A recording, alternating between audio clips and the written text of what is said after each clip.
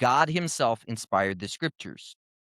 The reason that we have the scriptures today is because the writers of scripture were led by the Holy Spirit. Who is the Holy Spirit?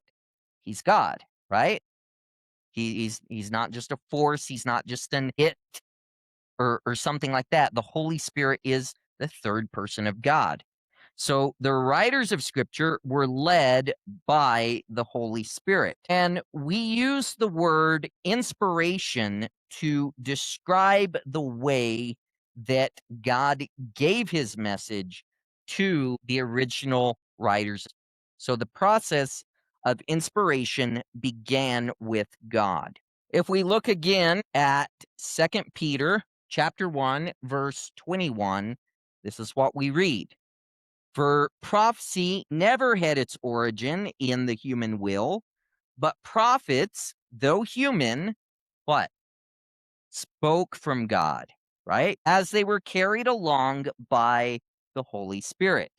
In this passage here, the word prophecy refers to the scriptures. Peter asserts that God is the original source of scriptures and that God gave the scriptures to us through the Holy Spirit. So humans did not decide to just go out and write scripture on their own. Okay, you see this some in our day, right? You see people get the idea that they need to add to the Bible or they need to change the Bible, and that God's given them this new revelation, and that this new revelation is now making what God said in the Bible invalid.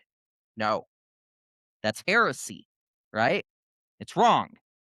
So we have to realize that from the beginning, humans did not just decide, I'm going to write the Bible, right? The Holy Spirit touched and led these individuals who then wrote the scriptures in such a way that we can say that these scriptures are from God, right? This isn't just the thoughts of a man. This isn't just the thoughts of Paul. This isn't just, Moses making up a bunch of rules. These things were given to man through the Holy Spirit, who is God. So if you remember what Paul stated in 2 Timothy chapter 3, verse 16, he says, all scripture is God breathed and is useful. So what does that mean? Well, that means all scripture is God breathed and is useful.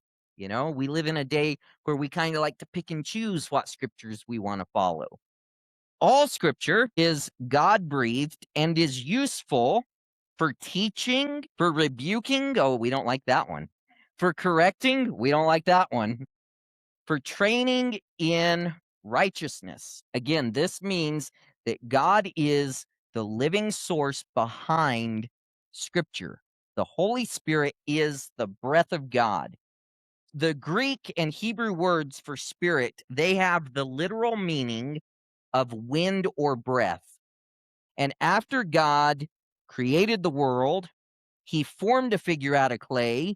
Then God breathed life into him, into Adam, and the dead clay became a living soul.